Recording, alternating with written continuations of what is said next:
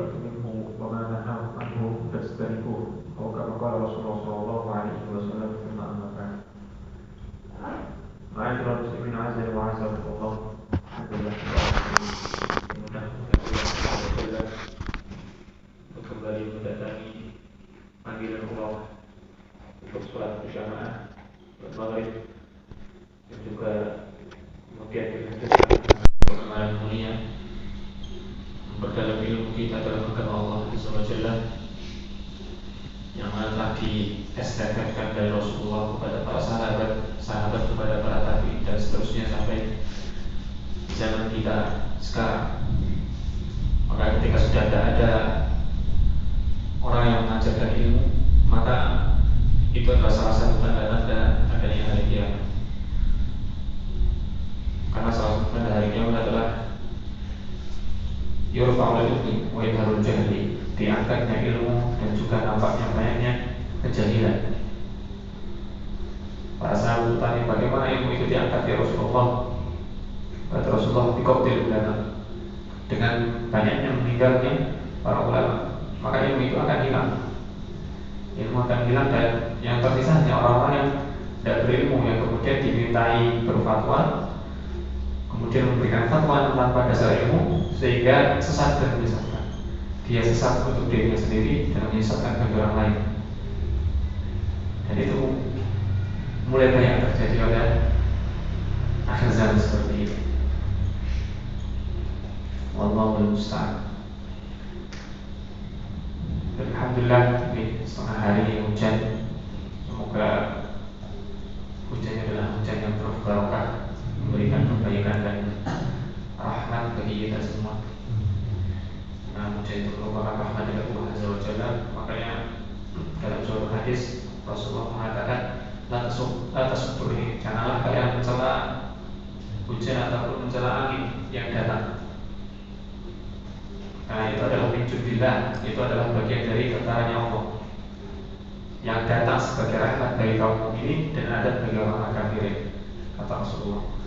Maka kata Rasulullah, tidak boleh kita mencela angin. Wah, yang demen. Ataupun kalimat-kalimat yang bahkan lebih parah dari itu. Rasulullah tidak boleh seperti itu. Karena semuanya adalah datang dari Allah Azza wa Jalla. Begitu pula kenikmatan juga datang kepada seseorang itu dalam 3 hal.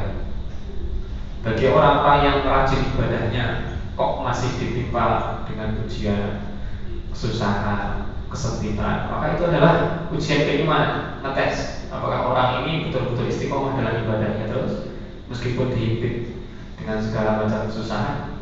Ini orang mudah untuk menguji. Kemudian yang kedua adalah orang yang tidak pernah ibadah. Tidak pernah ibadah, ada yang punya ujian, sering bermasalah hidupnya, kehidupannya penuh dengan kesusahan. Itu adalah adab bagi dia. Adab bagi dia. Kemudian yang ketiga adalah posisi orang yang dia penuh dengan kenikmatan, penuh dengan rezeki yang luar biasa banyak, berlimpah, padahal dia tidak pernah ibadah. Maka yang ketiga ini adalah posisi orang yang dinamakan dengan istidraj, tahap bertahap, yakni apa? Bertahap bahwasanya Allah memberikan nikmatnya di dunia, nanti di akhirat balasannya. Namanya dengan istidraj. Maka apa? Kata Allah, wala tu'jib ba'wal wa awladu, jangan kalian kagum dengan kehebatan dan apa yang dimiliki oleh orang-orang kafir. Karena Allah Subhanahu wa Ta'ala memberikan kenikmatan kekayaan luar biasa. Saya kata Facebook ini smart kemudian yang punya mobil listrik itu Tesla luar biasa, Elon Musk, yang katanya sekarang menjadi orang termasuk orang paling kaya di dunia. Kata Allah, jangan kalian takjub dengan mereka. Itu ujian ya, dan ada bagi kami. Kamu segerakan nikmatnya di dunia, nanti di akhirat tidak ada mereka. Tinggal adabnya. Waliyadzubillah. Baik. Kemudian kemarin dalam pembahasan tentang adab dan iqamah ada yang tertinggal sedikit. Ya, ini permasalahan apakah seorang perempuan itu boleh adab. Ini belum dibahas ini kemarin. Apakah seorang perempuan itu boleh adab? Maka pendapat sebagian besar ulama adalah perempuan tidak boleh adab sama sekali. terlebih dengan menggunakan pengeras suara. Ini yang disepakati, perempuan tidak boleh adzan. Adapun iqamah, ada para ulama yang perselisihkan kebolehannya. Kapan seorang perempuan diperbolehkan untuk iqamah, mengumandangkan iqamah? Ketika dia hanya dalam komunitas perempuan. Contoh asrama perempuan khusus, tidak ada laki-laki sama sekali, maka boleh iqamah. Tapi tidak, adanya tetap dilarang. Jadi adalah perselisihan pendapat para ulama yang masih membolehkan adanya iqamah. Ulama yang lain tetap tidak memperbolehkan adzan ataupun iqamah. Kemudian yang ketinggalan juga kemarin adalah permasalahan ketika adanya seperti hujan, kemudian kondisi yang mencekam. Ada kalimat dalam tambahan adzan yaitu solu berihan, solu birihal ataupun solu fi buyutikum. Kalau solu birihal artinya adalah sholatlah kalian di tempat kalian. Kalau solu fi buyutikum, sholatlah kalian di rumah kalian. Jadi yang kalimat pertama ini lebih umum. Ini umpama kita sedang di jalan, mendengar kalimat solu firihal, sholat di situ. Umpamanya lagi berteduh hujan gede, Pak sudah masuk waktu sholat di situ aja. Yang penting tempatnya adalah tempat yang suci. Kalimat yang kedua, solu fi buyutikum, sholat di rumah kalian. Maka ketika kita adzan mendengar kalimat seperti itu, ya sholat di rumah. Ini bagaimana di rumah. Tapi yang lebih umum dan lebih mudah dipahami adalah kalimat yang pertama, dan itu sesuai dengan apa yang ada hadis Bukhari. Kemudian kapan mengucapkan solu firihal bagi seorang muadzin? Ada 3 pendapat. Yang pertama adalah mengucapkannya sebagai pengganti hayya 'alatain. Jadi ketika posisi hujan besar saat pagi, hayya 'alatain, hayya 'alas shalah dan hayya 'alal falahnya diganti dengan solu firihal, 2 saja. Hayya 'alatainnya dihilangkan semua, kemudian diganti dengan solu firihal 2 kali. Ini pendapat yang pertama, dan ini juga sahih pendapat. Kemudian pendapat yang kedua adalah solu firihal ini dibaca setelah hayya 'alatain. Jadi setelah hayya 'alas shalah, hayya 'alal falah, kemudian setelah itu baru solu firihal 2 kali juga. Ini pendapat yang kedua, dan ini juga sahih pendapat. Kemudian pendapat yang ketiga adalah solu firihal ini dibaca setelah selesai adzan, yakni la ilaha illallah, baru setelah itu baca solu firihal. Nah ini juga ada hadis yang Bukhari. Jadi 3-tiganya bisa diamalkan. Mau pakai yang mana terserah si muadzin. Terserah si muadzin. Dan ini sunnah yang mungkin sudah jarang terjadi sekarang. Maka bagi muadzin kalau bisa, kalau ketika ada adzan besar, menyulitkan untuk orang datang, ditambahi adzan yang tadi. Karena ini adalah sunnah. Salah satu sunnah-sunnah yang sudah mulai hilang. Kalau kata para ulama, ini namanya sunnah mahjurah, sunnah yang sudah mulai hilang. Banyak sekali sunnah-sunnah yang sudah mau hilang. Semakin akhir zaman semakin banyak yang hilang. Maka harus kita hidupkan. Nah itu adalah beberapa hal yang berkaitan dengan masalah adzan. Kemudian setelah kita di awal kitab sholat ini sudah membahas keutamaan sholat, kemudian tempat sholatnya. Setelah itu membahas keutamaan adzan, keutamaan yang ada, keutamaan orang yang mendengarkan adzan pun ada. Kemudian tata cara adzannya. Setelah adzan apa yang kita lakukan? Iqamah. Setelah iqamah, apa yang pertama kali dilakukan? Sholat.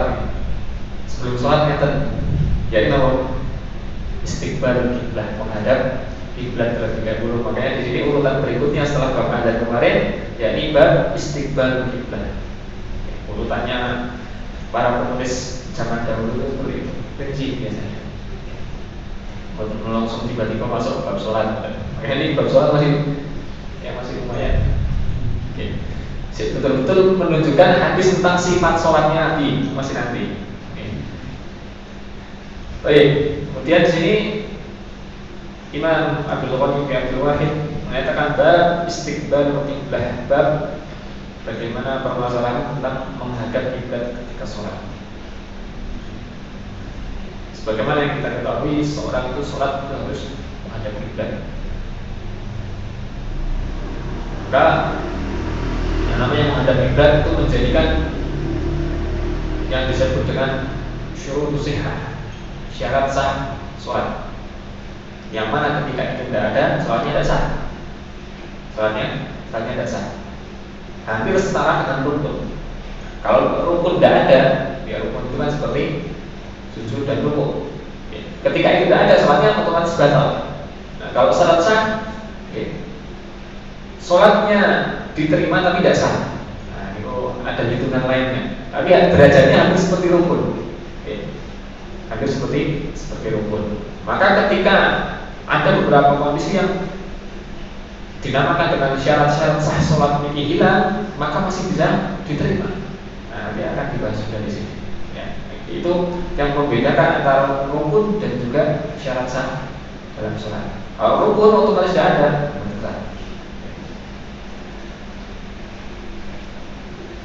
Dan kiblat ini, sebagaimana yang kita ketahui, kiblat kita adalah menghadap ke kiblat. Ya, istilah saya ini Ka'bah. Karena Masjidil Haram yang mana Ka'bah ada di dalamnya adalah masjid pertama yang dibangun oleh manusia. Makanya Allah Subhanahu wa taala di awal juz keempat di surat An-Nisa mengatakan inna awwala baitin wudi'a lin-nasi lalladzi Bakkah. Masjid yang pertama kali dibangun oleh manusia, yang pertama kali dibangun oleh manusia adalah sebuah masjid yang berada di Bakkah. Mana itu Bakkah? Bakkah adalah Mekah. Jadi Mekah itu satu namanya Mekah, namanya itu Bakkah. Bakkah. Di situ dibangunlah masjidnya. Siapa yang bangunnya Allah alam. Ulama berselisih pendapat. Adapun jika kita mendapatkan tinggal yang membangun adalah Nabi Ibrahim, ulama alam juga sami napa mboten. Karena di situ Nabi Ibrahim itu melanjutkan. Jadi sudah ada bangunan Masjidil Haram dan Ka'bahnya itu, kemudian dilanjutkan sama Nabi Ibrahim. Makanya ada namanya di sekitar Ka'bah itu Maqam Ibrahim. Maqam itu artinya apa? Tempat berpijak, sebagai kuburan. Tempat berpijaknya Nabi Ibrahim ketika meletakkan batu untuk meninggikan Ka'bah. Jadi sebelum itu sudah dibangun. Bahkan ada riwayat yang mengatakan dalam kitab tafsir At-Tabari, tidak salah, dikatakan di situ Ka'bah itu hilang sebagian besarnya ketika terjadi banjir besar Nabi Nuh. Berarti kemungkinan besar sudah dibangun sebelum Nabi Nuh. Jadi mungkin masanya Nabi Adam, wallahu yang pasti yang seperti apa. Yang jelas Allah hanya mengatakan masjid yang pertama kali dibangun adalah Masjid Al-Haram. Kemudian ketika Rasulullah menyampaikan bahwasanya masjid yang pertama kali dibangun adalah Masjid Al-Haram, para sahabat bertanya, ya Rasulullah, kemudian setelahnya masjid apa? Kata Rasulullah menjawab, summa Masjidil Aqsa. Kemudian berikutnya adalah Masjid Al-Aqsa. Para sahabat tanya lagi, kam kana bainahuma, jaraknya berapa ya Rasulullah antara pembangunan Masjid Haram sama Masjid Aqsa? Rasulullah menjawab 40 tahun. 40 tahun jaraknya. Adapun Masjidil Aqsa yang kita tahu nih, kalau Masjidil Aqsa kan kalau dilihat itu ada dua, yang kubahnya emas sama yang kubahnya hijau. Niku pada dasarnya kalau orang yang belum tahu mengatakan yang Masjidil Aqsa itu yang katanya kubah emas itu. Padahal gimana? Kemudian ada yang mengatakan berarti yang kubahnya hijau itu. Ternyata tidak juga. Karena saya pernah mendapati dulu ada semacam seminar dari seorang syekh dari Palestina. Beliau yang betul-betul hidup dari kecil di Gaza itu, menyaksikan Masjid Al-Aqsa. Dia mendapati ilmunya dari guru-gurunya bahwasanya yang namanya Masjidil Aqsa itu adalah semua kawasan yang ada di sini. Jadi bahwa antara masjid yang dua itu, yang kubah emas ataupun kubah hijau, semuanya masuk dalam kategori Masjidil Aqsa. Ini Masjidil Aqsa itu kan terbatas. Seperti tembok. Kayaknya ada, kalau bagian Israel itu ada namanya tembok ratapan Yahudi. Nah, itu adalah batasnya. Yang masuk situ sudah masuk dalam kategori Masjid Al-Aqsa. Ini kata seorang syekh dari Palestina. Kayak kalau sampai sekarang orang Yahudi masih katanya menggali di bawah yang kubah emas. Kenapa? Karena katanya Nabi Sulaiman menyimpan kitab sihir zaman dahulu di dalam sebuah tabut petinya itu dan disimpan di bawah daerah Masjidil Aqsa. Masih dicari. Kitab sakti, kitab sihir paling hebat. Wallahu a'lam. Itu berkenaan dengan masjid. Jadi masjid yang pertama kali dibangun adalah Masjidil Haram, kemudian Masjidil Aqsa. Adapun Masjid Nabawi jauh sekali jaraknya sangat jauh sekali. Kemudian di dalam bab ini bab menghadap kiblat, yakni sholat menghadap kiblat, ada beberapa hal yang perlu kita perhatikan. Yang pertama adalah kapan terjadinya Rasulullah memulai sholat menghadap kiblat, sejarahnya. Karena terbagi menjadi dua.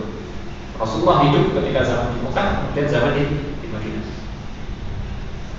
Riwayat yang mengatakan, nanti di sini ada hadisnya, bahwasanya Rasulullah SAW mendapatkan perintah untuk sholat menghadap ke Ka'bah itu adalah pada tahun 2 Hijriah, yakni setelah pindah ke Madinah, 2 tahun setelah pindah ke Madinah. Lalu ketika di Mekah, apa yang Rasulullah menghadapnya kemana? Maka para ulama ada dua kemungkinan Rasulullah ketika di Mekah sholatnya menghadap kemana. Yang pertama adalah menghadap ke Ka'bah itu sendiri, dan yang kedua menghadap Baitul Maqdis. Jadi dua tempat ini Rasulullah menghadapnya dua-duanya. Terkadang sholat menghadap Ka'bah, terkadang menghadap Masjidil Aqsa. Ini pendapat yang pertama. Kemudian ketika Rasulullah SAW pindah dan hijrah ke Madinah, kemudian yang pertama kali terjadi adalah dari tahun pertama sampai tahun kedua, Rasulullah sholat menghadap ke Masjidil Aqsa ataupun Baitul Maqdis. Kenapa? Karena mengikuti para nabi sebelumnya. Dan saat itu juga karena di Madinah ada kaum Yahudi Bani Quraidah. Nah, orang Yahudi itu mereka sangat istilahnya mengakuisisi Masjidil Aqsa itu milik mereka. Maka Rasulullah menunjukkan bahwasanya ini bukan milik kalian. Ini milik umat Islam. Akhirnya sama Rasulullah ketika itu dari awal datangnya ke Madinah sampai sekitar kurang lebih 16 atau 17 bulan, Rasulullah sholatnya menghadap ke Baitul Maqdis.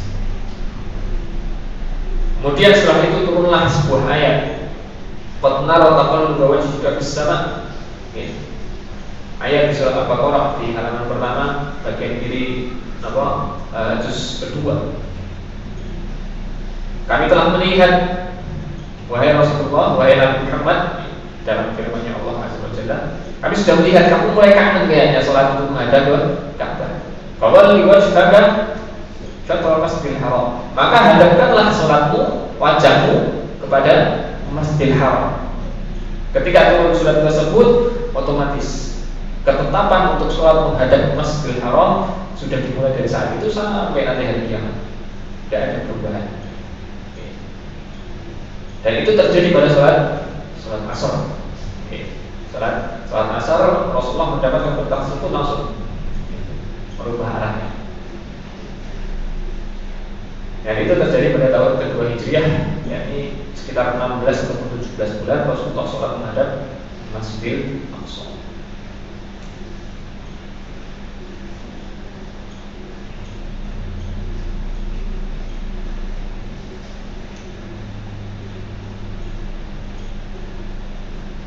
Kemudian karena yang namanya menghadap kiblat adalah suatu hukum yang menjadi syarat sahnya sholat seseorang, maka tidak ada hal yang bisa menghalangi seseorang itu tidak menghadap kiblat, harus menghadap kiblat.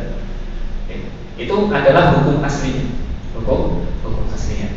Harus seseorang itu menghadap kiblat. Adapun kayak ada kemarin tidak wajib seseorang ketika ada menghadap kiblat. Adapun sholat karena menjadi syarat sah, kalau tidak ada Ini masalahnya. Ya. Tapi ada kondisi-kondisi, beberapa kondisi yang nanti akan seseorang menjadikan bolehnya dia tidak sholat menghadap kiblat. Yang pertama adalah ketika al-ajiz an istiqbali hakal marid, orang yang tidak sanggup untuk menghadap kiblat karena contohnya karena sakit, yang tidak bisa bergerak sama sekali dan tidak ada orang yang bisa mengarahkan dia ke arah kiblat. Ini kondisi pertama yang membolehkan seseorang itu untuk tidak menghadap kiblat ketika sholatnya. Tidak sanggup untuk bergerak sama sekali, maka bagi dia ada rukhsah ataupun keringanan untuk tidak menghadap kiblat. Ini yang pertama. Kemudian yang kedua adalah khufiyat alaihi al-qiblah. Dia tidak tahu arah kiblatnya kemana. Seseorang yang tidak tahu arah kiblat. Biasanya kita kalau datang ke suatu tempat yang belum pernah didatangi itu ada hang ya. Jadi ngarahin putih. Kayak sana selatan, ternyata utara. Karena kenapa ya? Feeling kita itu udah kayak sana itu selatan. Ternyata kalau tanya sama penduduk aslinya sana utara, beda. Terkadang kan seperti itu. Maka ketika terjadi hal tersebut, kita tidak tahu arah, ya, maka kita diperbolehkan untuk sholat menghadap kemanapun kita yakin. Saya yakin menghadap ke sana. Ketika itu apa? Ketika kita tidak tahu tempatnya dan tidak ada satupun orang yang bisa ditanya. Contoh di hutan, kita tidak nemu orang untuk ditanya arah kiblat kemana. Maka ya sudah, kita sholat menghadapnya kita, seyakinnya kita menghadap ke arah mana. Adapun kalau setelahnya ternyata selesai sholat ataupun di pertengahan sholat ada yang mengabari, kiblat ke sana, bukan di situ. Ketika di tengah sholat apa yang harus kita lakukan? Ada yang ngasih tahu kiblatnya bukan ke sana, tapi yang ke sana. Maka ketika itu pula kita berubah ke arah kiblat. Itu ketika di pertengahan sholat ada yang ngabari. Lalu bagaimana kalau di akhir sholat atau sudah selesai sholat baru dikabari itu arahnya salah, yang betul ke sana? Apakah kita harus perlu mengulang sholatnya? Maka para ulama mengatakan tidak perlu mengulang sholatnya. Tidak perlu mengulang sholatnya. Ini adalah pendapat yang paling kuat dari para ulama. Tidak perlu mengulang sholatnya. Itu kondisi yang kedua. Kemudian yang ketiga adalah inda syiddatil khawfi min adu, ketika kondisi yang mencekam karena ada masalah atau ada musuh. Nah, kondisi yang mencekam tidak memungkinkan. Nah, ini biasanya di kondisi perang. Di kondisi perang. Makanya ada yang namanya dengan istilah sholat khawf. Sholat khawf, sholat ketika kondisi mencekam ataupun kondisi takut. Dan banyak sekali caranya, ya. Para ulama menyimpulkan ada sekitar kurang lebih 15 sampai 17 cara untuk sholat khawf. Yang paling gampang adalah kita sambil perang, sambil memegang senjata, lari-lari sambil zikir, itu sudah dikatakan sholat. Itu yang paling gampang. Tapi ada cara lain. Ya, nanti kita bahas kalau sudah masuk sholat khawf, ada sendiri baru. Ada caranya. Tapi tidak akan kita bahas 17 ini. Paling 2 itu sudah cukup.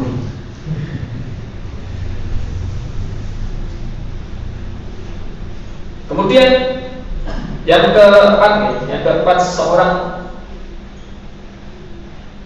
hilang ataupun mendapatkan keringanan untuk tidak menghadap kiblat ketika sholat adalah ketika sholat nafilah, sholat sunnah. Jadi ketika sholat sunnah. Nah, nanti ada hadisnya sendiri. Ya. Meskipun secara umum adalah semua sholat sunnah. Ya. Tapi nanti ada dirincikan dalam hadisnya, posisinya sholat sunnahnya adalah yang ketika di atas kendaraan. Tapi hadis kedua di sini. Nah, itu adalah beberapa kondisi yang menjadikan seseorang itu boleh untuk tidak menghadap kiblat ketika sholat. Kemudian kita masuk ke hadis yang pertama.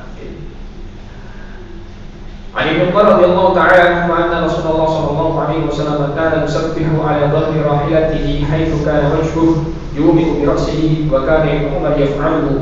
قال في رواية كان يطير على بعيره. ولمسلم غير أنه لا يصلي عليه المكتوبة. قال وللبخاري إلا الفرائض. Dari sahabat Abdullah bin Umar radhiyallahu taala anhu, anaknya Umar bin Khattab, meninggal pada tahun 74 Hijriah. Anna Rasulullah, beliau berkata, bahwasanya Rasulullah sallallahu alaihi wasallam kana yusabbih. Ya, Rasulullah itu bertasbih. Nah, di sini bahasanya bertasbih. Kenapa dikatakan bertasbih? Ya, ini adalah istilah saja. Maksudnya adalah sholat juga. Ya, karena dalam sholat itu adalah ada tasbihnya juga. Maka bisa juga kita katakan karena yasjud, maksudnya adalah karena yusolli. Rasulullah itu sedang sujud, yang mananya adalah Rasulullah sedang sholat. Seperti itu. Ini adalah istilah sebagian yang mencakup untuk keseluruhan. Dalam bahasa nahwunya seperti itu. Abdullah bin Umar radhiyallahu taala mengisahkan bahwasanya Rasulullah sallallahu alaihi wasallam pernah sholat ala dhahri rahilatihi, di atas tunggangannya. Di atas tunggangannya. Ya, tunggangannya Rasulullah ini apa? Unta. Rasulullah jarang naik himar, jarang naik keledai. Rasulullah tunggangnya unta.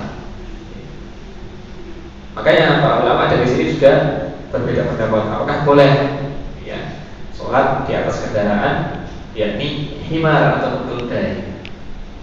Karena keledai kan ada yang mengatakan itu adalah sesuatu yang najis. Maka nanti kita bahas di akhir dari bab ini.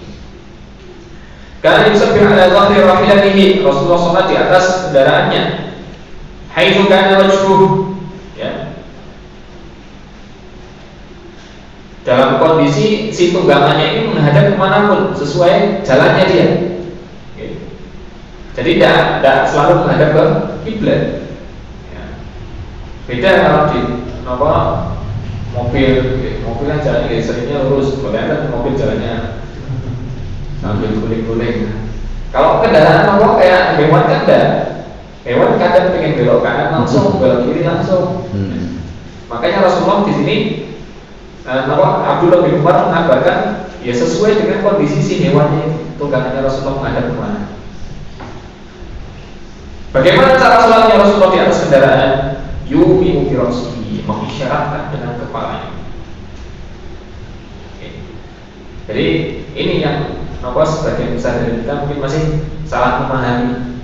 Ya, ini ketika sholatnya seseorang tidak sanggup untuk berdiri, sholatnya duduk, ataupun dalam kendaraan, itu sholatnya tidak semua badannya gerak, botot atas ini, tidak sampai seperti itu.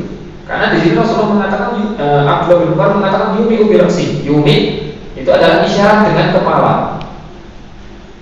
Dalam hadis lain dikatakan bahwasanya posisi ruku ataupun posisi sujud lebih rendah daripada posisi rukuknya. Akan tetapi kepalanya saja tanpa menggerakkan badan. Jadi kalau lagi naik kendaraan, tangannya megangi apa? Ini kemudiannya, talinya si kendaraan untanya.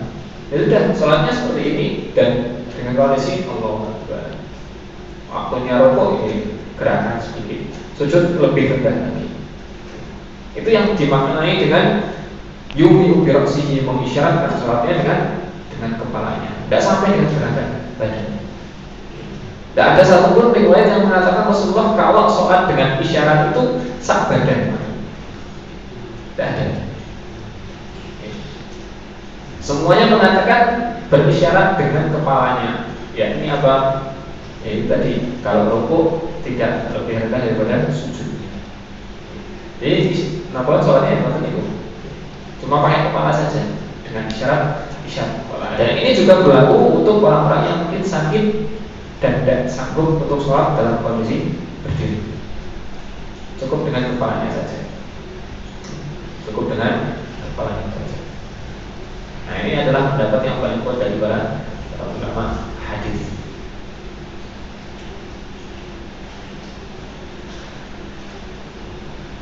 Kemudian wakana Ibnu Umar yang faluhu, dan begitu pula Abdullah bin Umar melakukannya, yakni apa? Sholat di atas kendaraan. Tapi di sini kan masih umum ya bahasa hadisnya. Sholat kendaraan, sholat wajib iya, sholat nafilah juga iya. Kemudian dalam lanjutannya dalam riwayat lain dikatakan wakana yuthiru ala ba'irihi, dan Rasulullah SAW sholat witir di atas kendaraannya. Sholat sunnah, witir sholat sunnah. Berbeda dalam mazhab Abu Hanifah, witir itu adalah sholat wajib, masuk dalam sholat wajib. Kenapa? Karena dalam mazhab Abu Hanifah itu wajib sama fardu itu dua hal yang berbeda.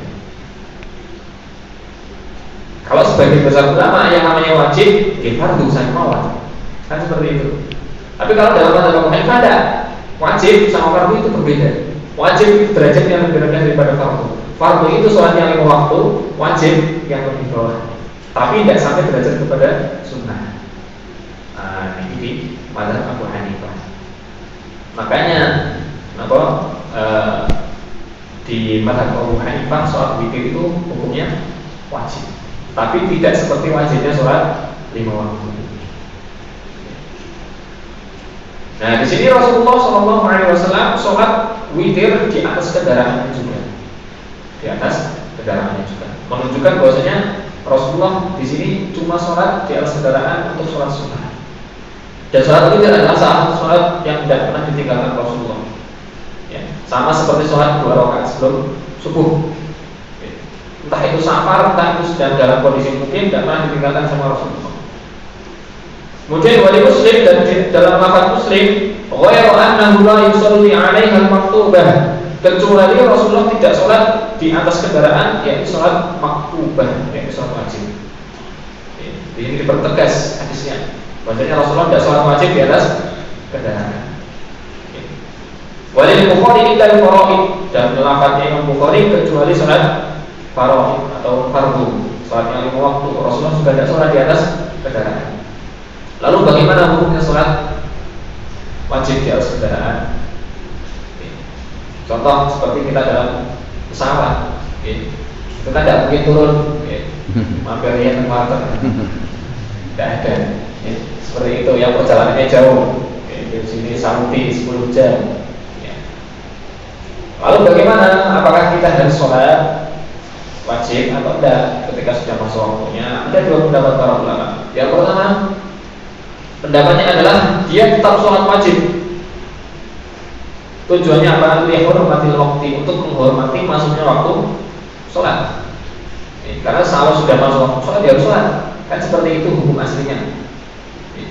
Maka para ulama fikih mengatakan kalau sudah masuk waktu sholat, meskipun kita di atas kendaraan, ya sholat, tetap sholat. Tapi nanti kalau sudah sampai di tempatnya, dia mengulang sholatnya lagi. Ini pendapat ulama fikih yang berlandaskan bahwasanya ketika sudah masuk waktu sholat itu harus sholat.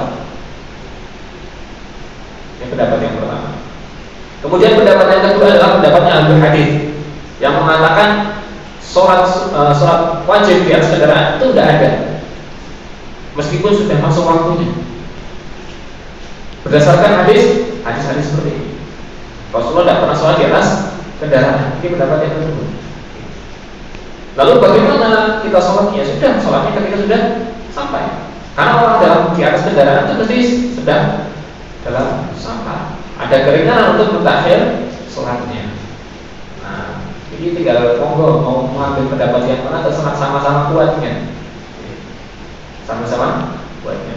Kalau ingin mendapatkan keutamaan dua-duanya, silahkan nanti kalau sudah masuk waktunya sholat di atas kendaraan. Setelah sampai diulang lagi sholatnya. Ataupun tidak usah, tidak ada masalah, tinggal monggo, tinggal pilih yang mana. Yang jelas semuanya ada dalil. Jadi hukumnya seperti itu. Kalau sudah di atas kendaraan, tidak ada sholat wajib, hanya sholat sunnah saja.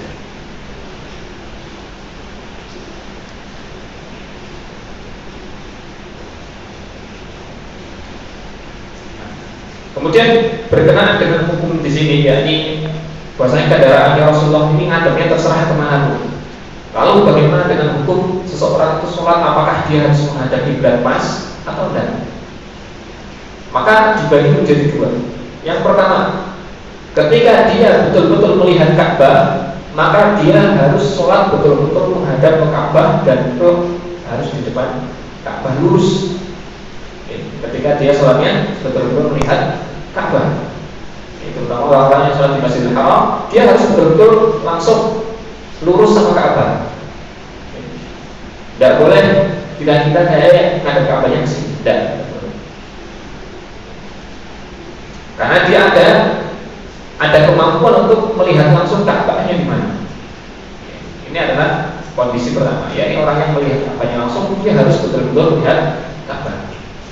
Kondisi kedua adalah orang yang tidak sanggup melihat Ka'bah, seperti orang yang di luar Masjidil Haram ataupun seperti di negara lain, tidak akan kelihatan Ka'bahnya, kecuali sing sanjangnya wali-wali yang sadar.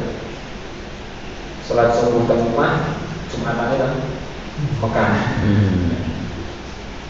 Mungkin sadar asal mau pergi rumah.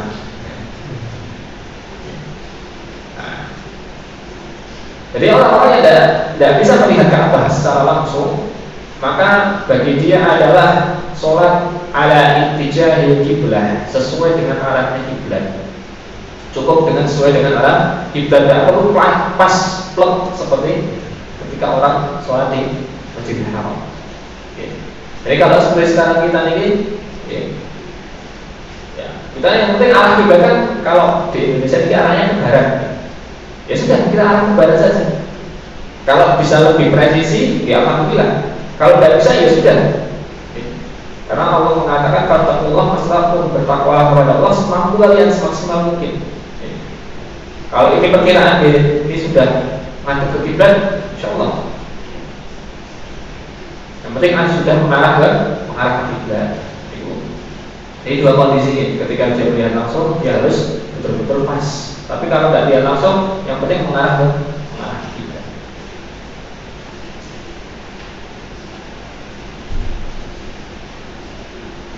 Kapan ada tidak?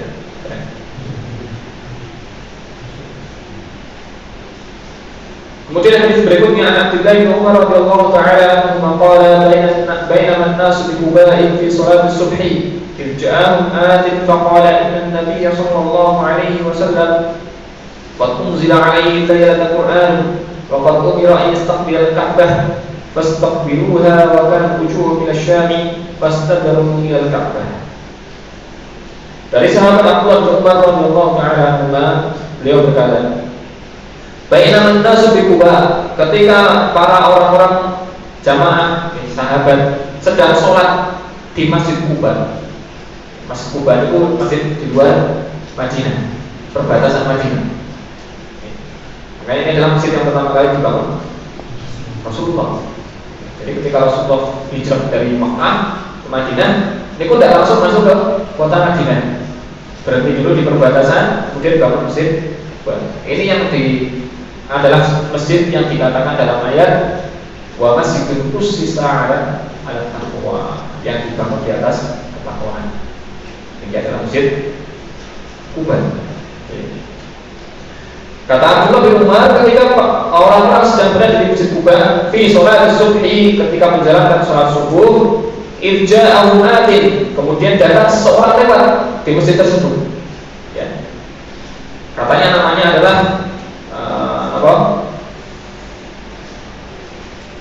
Ubad ibn Nahid, salah satu sahabat namanya Ubad ibn Nahid. Ini orang yang lewatnya, ya, dalam sebuah riwayat dikatakan namanya itu Ubad ibn Nahid. Dia lewat di masjid Quba, mendapati orang-orang yang di sholat di masjid Quba ini sholatnya masih menghadap ke Baitul Maqdis, masih ke Aqsa ngadepnya. Kemudian si Ubad bin Nahid ini mengatakan, inna Nabi sallallahu alaihi wasallam qad unzila alaihi lailatul Qur'an, sungguh telah turun kepada Nabi kemarin malam. Jadi sudah satu hari, ya, kemarin. Ini menunjukkan bahwa ada beberapa sahabat yang tidak sholat bersama Rasulullah di Masjid Nabawi. mereka sholat di tempatnya masing-masing. Karena kejadian berpindahnya kiblat pertama kali adalah perintahnya adalah ketika sudah di Masjid Nabawi. Kata si Ubad bin Nahim ini mengabarkan kepada orang yang lagi sholat subuh, ibaratnya di sholat subuh terus lewat. Tadi malam Rasulullah sudah turun wahyu, suruh sholat menghadap Ka'bah. Nah, kalau kita lagi sholat mantan itu ada ngabarin yang mantan itu, apa yang akan kita lakukan? Para sahabat Rasulullah yang dilakukan adalah apa? Waqad umira ayastaqbil Ka'bah. Kata si Ubad bin Nahim melanjutkan, dan mereka ya, dan sudah diperintahkan kepada Rasulullah untuk apa? Ayastaqbil Ka'bah, untuk sholat menghadap Ka'bah. Fastaqbiluha, kata si Ubad kepada orang yang habis sholat subuh itu, maka hadaplah kalian kepada kiblat, pindah arah. Wa kana wujuhum ila Syam, dan saat itu sholat subuh mereka kondisinya sedang menghadap ke daerah Syam, jadi langsung tadi. Fastadalu ila Ka'bah, ketika mendengar hal tersebut langsung sak masjid itu pindah posisi menghadap dan Ka'bah. Gambarannya seperti apa? Wallahu a'lam. Tapi kalau kita melihat di Madinah itu ada namanya Masjid Qiblatain, dua kiblat. Niku ketika saya datang ke sana, saya sebetulnya penasaran sama hadis ini. Makanya saya datang ke sana kemudian ngecek kiblatnya seperti apa. Dan betul-betul namanya kiblat yang saat ini ya, yang menghadap Ka'bah ini seperti ini. Kiblat yang menghadap ke Syam adalah bagian kanan. Jadi seumpama pertama sholat menghadap sini, beliau menghadap. Mungkin sedikit tergambar. Kemudian ada riwayat lain dari tafsirnya Ibnu Abi Hatim mengatakan bahwasanya sampai berpindah antara laki-laki dan perempuan. Maksudnya apa? Ngantos tukeran tempat. Ya. Jadi sebelum menghadap sana berpindah menghadap sebaliknya. Jadi sebelumnya laki-laki di depan, kalau menghadap sana jadi di belakangnya perempuan. Dan ini tidak boleh, tukeran tempat. Dan itu salah satu riwayat seperti itu. Jadi karena perbedaan kondisi daerahnya. Nah seperti itu. Kalau kita di Indonesia karena daerah Al-Aqsa sama Ka'bah juga sama-sama di barat, tidak ada masalah. Mungkin berbeda nah, pada saat itu tidak seperti itu. Madinah itu Syamnya menghadap, kalau ibarat kita agak miring. Kalau Ka'bah, nah itu wallahu a'lam seperti apa gambarannya. Imamnya dari depan jadi di belakang imamnya. Tapi yang jelas ini luar biasanya para sahabat. Ada seorang ngabari, saya dapat dari Rasulullah seperti ini, langsung sami'na wa ata'na. Buat tanya ini dari mana? Dan langsung kalau sudah kabar dari Rasulullah langsung dijalankan, luar biasa.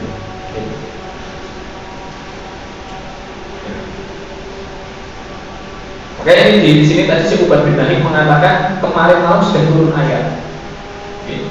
Karena apa? Karena pertama kali berubah adalah ketika sholat asar tadi, seperti yang kita sudah sampaikan. Kemudian berubah ke arah sholat arah kiblat.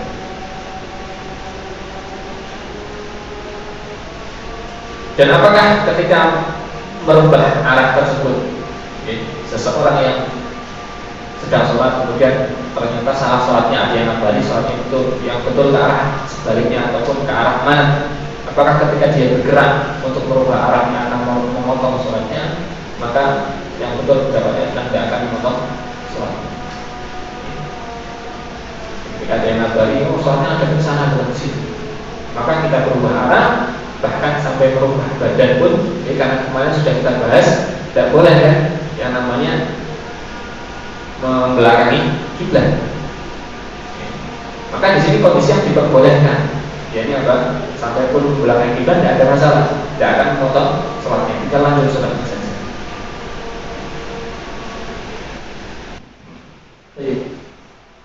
Kemudian hadis berikutnya. Anas bin Sirin radhiyallahu Anas bin Sirin qala istaqbalna Anas radhiyallahu anhu wa hina qadima min asy-Syam wa la فرأيته يصلي على حمار وجهه من الجانب يعني أن يسار القبلة وقلت يا رأيتك تصلي غير القبلة فقال لولا أني رأيت رسول الله صلى الله عليه وسلم يفعله ما فعلته. Hadis ketiga dalam bab menghadap kiblat di sini adalah dari seorang tabi'in bernama Anas bin Sirin. Anas bin Sirin ini adalah salah satu anaknya dari Pak Sirin. Bin Sirin. Tapi bukan di situ saja. Pak Sirin ini luar biasa. Punya anak 5 atau 6. Dan semuanya menjadi ulama. Yang paling hebat kakaknya si Anas ini namanya Muhammad bin Sirin, yang paling meriwayatkan hadis paling banyak dari Abu Hurairah dan menjadi pembesar para tabi'in. Kalau sahabat pembesarnya Abu Bakar, Umar. Ini pembesar tabi'in ini Muhammad bin Sirin. Saudaranya ada Anas bin Sirin, ada Abdullah bin Sirin. Kemudian ada anak perempuannya juga yang namanya Hafsah bin Sirin, itu juga menjadi ulama. Itu luar biasa jadi Pak Sirin ini. Warnanya jadi ulama besar semua. Nah di sini si Anas bin Sirin ini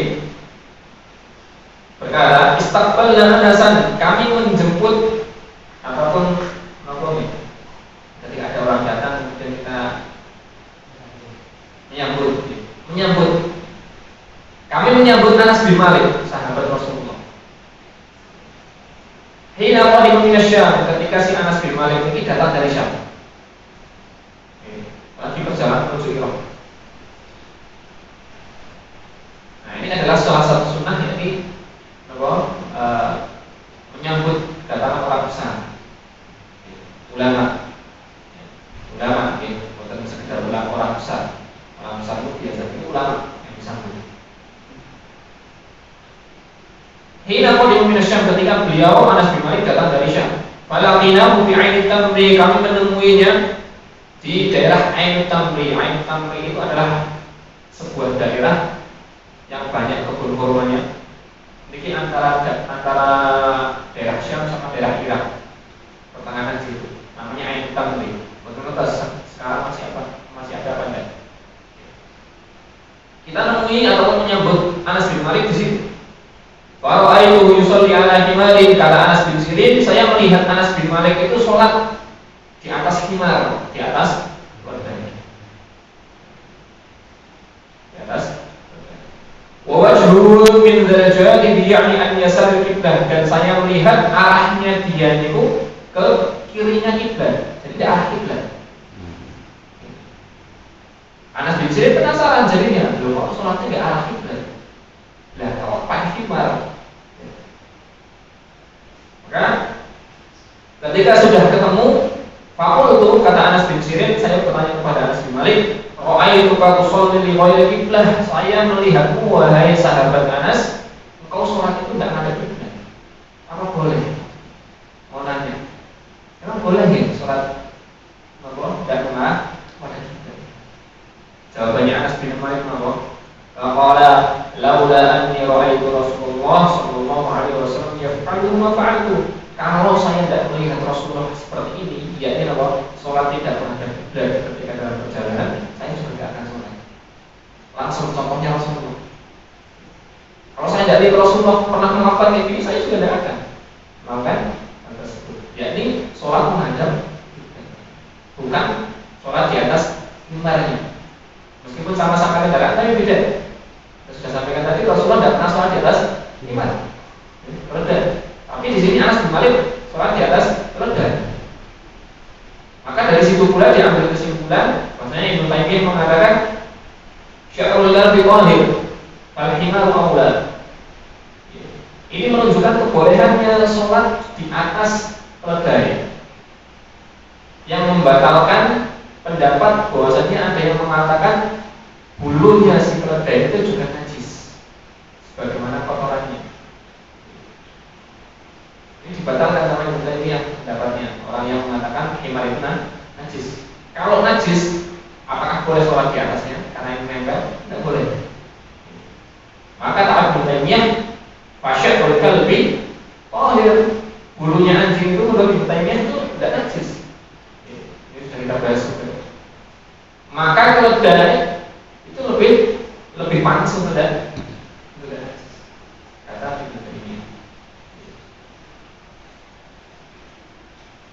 Dan Imam Bukhari dalam kitab Sahihnya juga mengatakan bahwa Bukhari membuat sebuah bab judulnya bab as-sholat al-himar, kebolehan sholat di atas keledai, yang menunjukkan keledai itu dan dan di sini menunjukkan bahwasanya sholat di atas kendaraan ketika sholat nafilah tidak perlu menghadap kiblat, semenghadapnya kendaraan tersebut. Tapi para ulama juga membuat hukum khusus untuk sholat di atas kapal.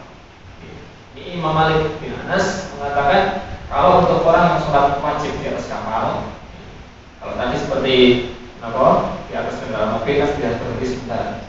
Di atas pesawat karena tidak berjalan tidak lama. Pesawat tidak pernah lama. Paling lama yang pernah saya dapati katanya 18 jam berjalan pesawat. Semuanya mesti turun, nggak mungkin di atas terus. Tapi kalau kapal itu kan berbulan-bulan di lautan. Maka Imam Malik membuat hukum khusus bagi orang-orang yang di atas kapal. Tidak mungkin mereka adalah wajib. Maka tetap wajib bagi mereka ataupun boleh bagi mereka untuk sholat wajib di atas kendaraan dan tidak perlu mengulang seperti kalau tadi di pesawat. Akan tetapi kata Imam Malik, disunahkan bagi orang yang sholat di atas kapal itu menghadap kiblatnya tetap. Jadi ketika kapalnya sudah menghadap kiblat, dia juga menghadap kiblat. Ketika kapalnya ngadepnya ke selatan, maka dia harus berubah posisi sholatnya juga tetap menghadap kiblat. Ini pendapat Imam Malik. Ini khusus untuk sholat di atas kapal. Kayaknya di situ keluar juga pendapat bahwasanya yang namanya menghadap kiblat itu kan semampu kita nih, seperti tadi sudah kita bahas.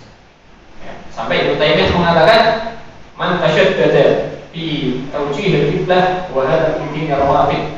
Barang siapa yang selalu bersikukuh sholat itu harus betul-betul plek mengarah ke Ka'bah, padahal tidak lihat. Bukan orang yang hidup di sekitaran Masjidil Haram seperti kita sekarang ini, jauh-jauh dari Masjidil Haram. Kalau ada yang berpendapat orang yang hidup jauh dari Masjidil Haram kemudian harus plek mengarah ke arah Ka'bah, kata Ibnu Taimiyah bahwa maka itu adalah bagian dari agamanya Rafidhah Syiah. Kenapa? Karena terlalu keras, maksudnya terlalu kudu. Karena para ulama sudah memberikan keringanan. Kalau tidak di kondisi sekitar Masjidil Haram ada keringanan, yang penting mengarahnya ke sana, tidak perlu blok sampai pas Ka'bahnya. Kalau masih ada berpendapat seperti itu, kata Ibnu Taimiyah, ini kayak agamanya orang-orang Rafidhah yang harus sesuai pas banget. Padahal sudah diberikan keringanan. Itu beberapa hal yang berkenaan dengan masalah dan setelahnya ada bab tentang soft sholat dan bahas di pertemuan berikutnya insyaallah. Ini ada hasilnya.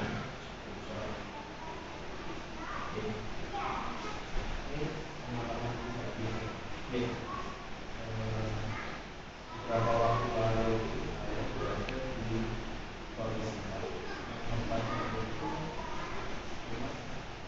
orangnya non muslim. Pada waktu itu sudah masuk Sulawesi, tapi habis itu pulang di Kuwait. Kalau ini masnya tempat untuk sholatnya, tapi dari Kuwait dan saya sholat kata 2 rakaat, orang belakang pulangnya salah, cuma gitu loh. Kondisi seperti itu memang apakah saya sampai selesai dan juga tidak pada waktu itu tidak tahu ini harusnya punya solusi mendatangkan masalah dari kan dari belakang nggak tahu. apakah seperti saya menunjukkan sholat, apakah saya menunjukkan kemudian sholat kembali. Terus yang kedua itu kan salah satu setelah suami itu adalah salah satunya adalah diminta untuk menjalankan sholat. Nah, jadi ketika setelah sholat itu masih membaca belum mati sih, belum membaca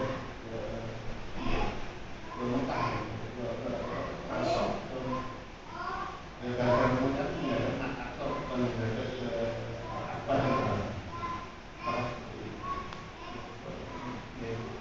Yang pertama lagi, kalau kondisi seperti itu ada orang yang mendatangkan solusi tapi plus masalah baru, kan biasanya gitu. Ya maka kita tetap berdiri atas keyakinan yang kita yakini saat itu. Ya ini sudah saya tadi menghadapi sini langsung seperti itu. Karena kaidah dalam fikihnya asyar la yuzan al-yakin la yuzan bisyar. Sesuatu yang sudah kita yakini tidak bisa kita hilangkan dengan sesuatu yang meragukan. Nah ini kan orang meragukan. Ini berarti salah, puji salah. Meragukan orang. Maka kita tetap berdiri di atas keyakinan kita. Ya saya ijtihad saya, pendapat saya antek sini. Pikiran saya mau. Itu tidak perlu diulang. Oke, tidak perlu. Kemudian untuk yang kedua, ketika sudah ada syariat sholat ketika Isra itu, ya sholatnya tadi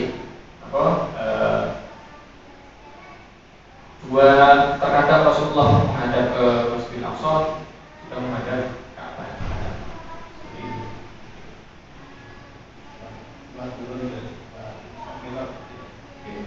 Karena kan Isra ketika Rasulullah masih di Mekah.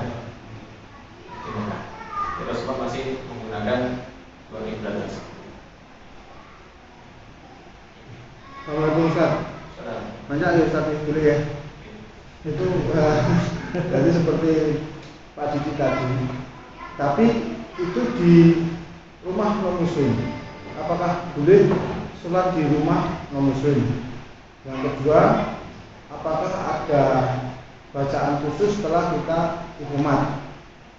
Nah, terus yang ketiga, kalau seperti hujan deras, tapi kita sudah tidak mendengar masjid melakukan sholat di tempat masing-masing, maka kita tempat berteduh, itu apa boleh sholat wajib di tempat kita berteduh. Terus yang keempat, bagaimana kalau itu kita sekarang juga banyak melihat masjid-masjid yang meluruskan shofnya, biasanya misalkan ya seperti ini, terus dirubah jadi miring, itu bagaimana? Terus yang kelima, mohon contoh dua saja, satu juga nggak apa-apa, itu sunnah yang sudah ditinggalkan. Yang pertama, apakah boleh sholat di rumahnya orang non-muslim? Boleh saja, tidak ada masalah. Yang pasti jelas syarat tempat sholat itu ya harus suci, pastikan itu suci. Kemudian kita tidak menghadap ke salibnya mereka. Di arah kiblat kita ada panjang beda kan, orang non-muslim kan mesti macam seperti itu ya. Maka pastikan tidak ada salib ataupun lambang-lambang atau peribadahan mereka. Maka boleh sholat, tidak ada masalah. Kemudian yang kedua, Iqamat, tidak ada bacaan khusus sama sekali. Bacaan doa itu hanya untuk kita ada. Dan yang ketiga, sholat pada kita berteduh waktu hujan deras, kita berteduh. Awal sholat tempat kita berteduh. Ini dikembalikan kepada kita mau mengambil pendapat yang mana, karena dua-duanya boleh ya. Ini mendatangi masjid, boleh. Tetap di rumah juga boleh. Mendatangi ke masjid itu adalah hukum aslinya. Karena Rasulullah mengatakan kalau dengar ada, tidak masjid, meskipun tidak dengar suatu pilihan. Tapi kalau sudah tahu tidak ada azan, maka tetap harus masjid. Kan seperti itu hukum aslinya. Maka dalam kondisi hujan deras pun kalau tidak mendengar suatu pilihan, ya sudah masjid. Atau kita bisa menggunakan pendapat yang kedua, yakni adalah rukhsah, keringanan ketika sudah ada hujan mulai biasa besar, maka kekeringan untuk tetap tetap di rumah. Kalau berteduh pas di jalan berteduh, Apa? pas di jalan, Silakan sholat di situ tidak ada masalah. tidak ada masalah. Tidak ada masalah. Sholat di situ. Karena Rasulullah pun pernah bahkan sholat di bawah hujan. Ketika para malaikat Qadar itu pagi ke-21, namanya Masjid Nabawi, atapnya itu diparingi pelepah kurma.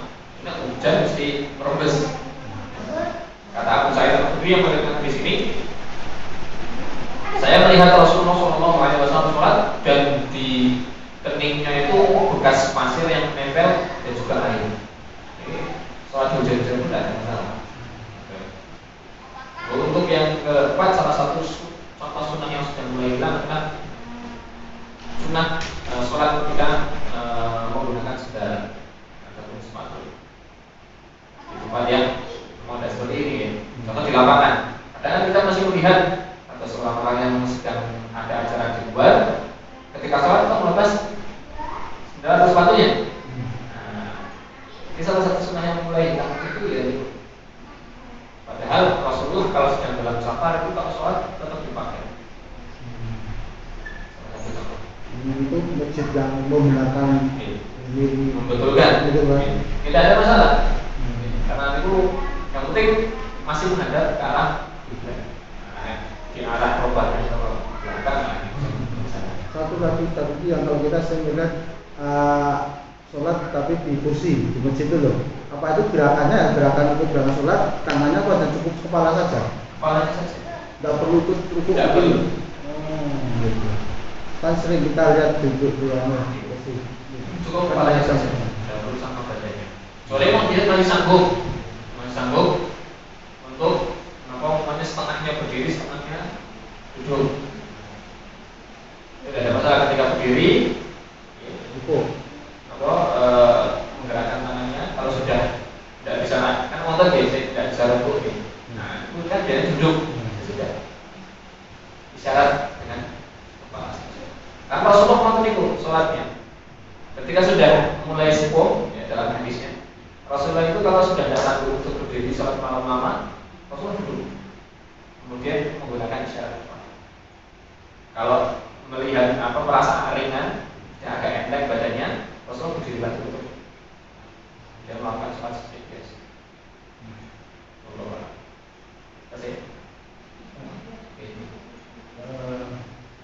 Karena yang sholat di dari dengan isyarat itu juga itu apakah yang pertama apakah rukun dan bacaannya sama dengan sholat seperti biasa. Kemudian yang tadi yang dengan isyarat itu apakah cukup?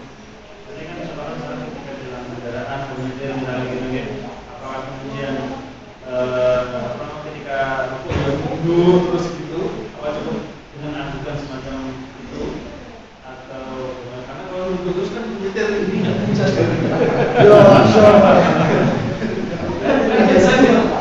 Yang saya tahu seperti itu. Jadi ketika di tadi kendaraan kan kalau yang mundur terus lama gitu kan.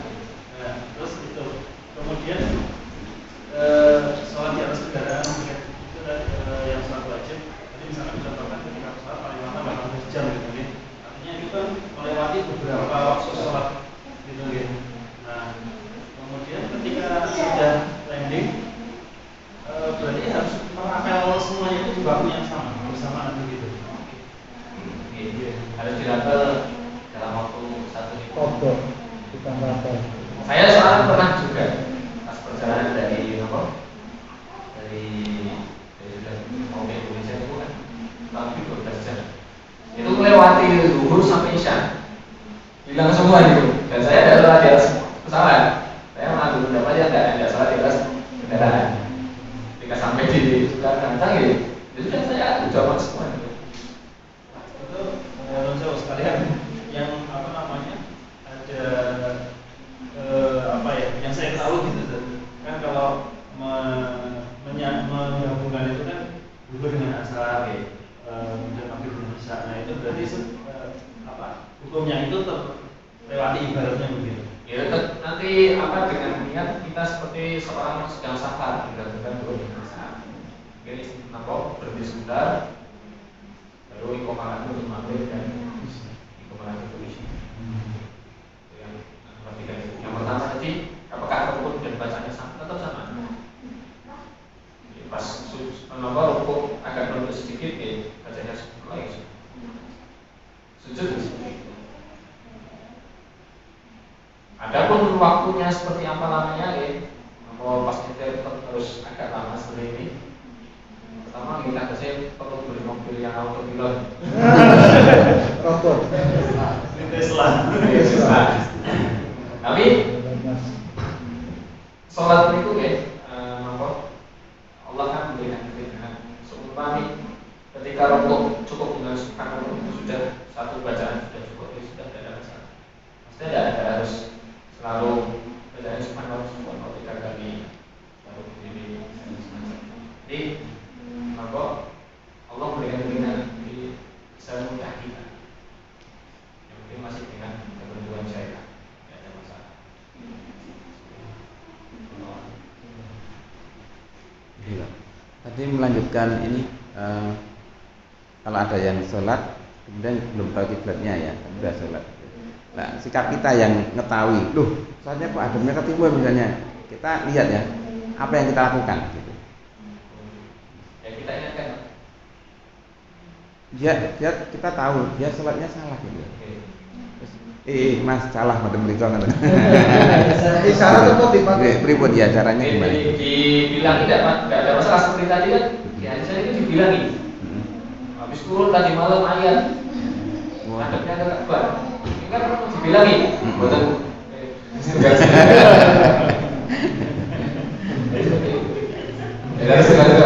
Cukup dibilangi terus. Kecuali setelah dibilangi tidak paham arahnya kemana. Baru kita berdoa. Langsung ya. Tentang yang sama kita dari pengalaman kemarin pernah naik gunung itu.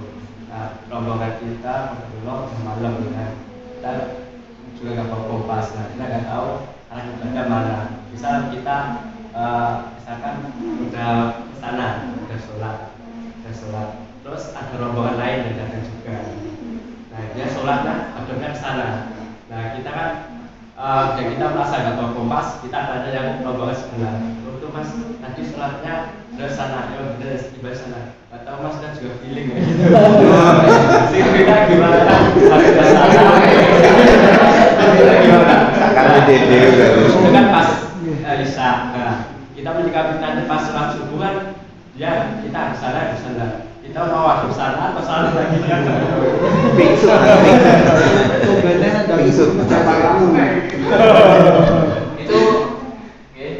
Itu pernah terjadi pada zaman Rasulullah. Sahabat pernah ada yang seperti itu, karena ada riwayatnya.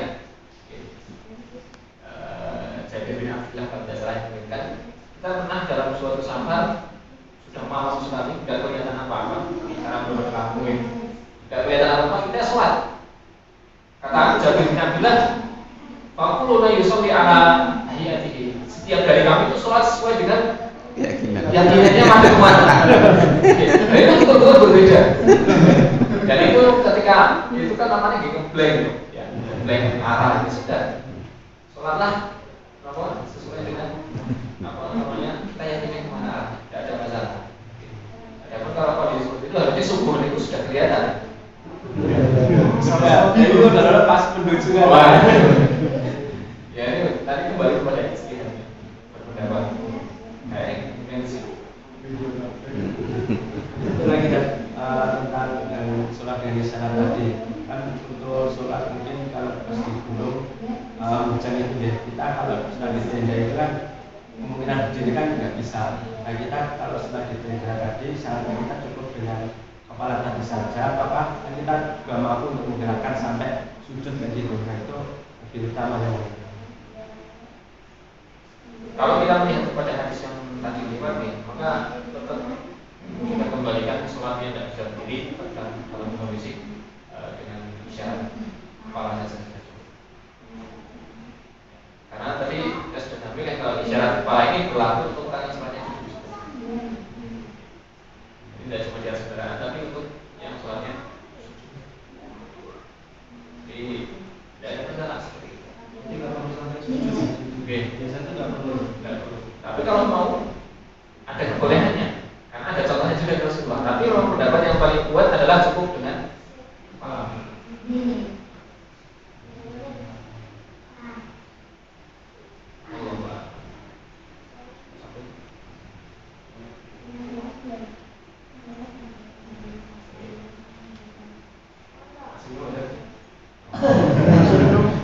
Sudah dijadikan Mas Rizal. Sudah diwakili Mas Rizal. Dari penutupan. Ditunggu loh Mas. Ini kan gitu ya, pembukaan tadi di keluarga itu ya. Belum itu nambah. Kali Mas. Kali Sampai kita cukupkan untuk sekian.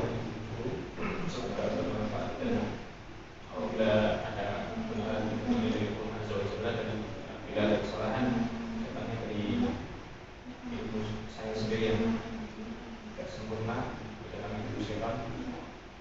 Sallallahu alaihi wasallam. Assalamualaikum warahmatullahi wabarakatuh. Waalaikumsalam.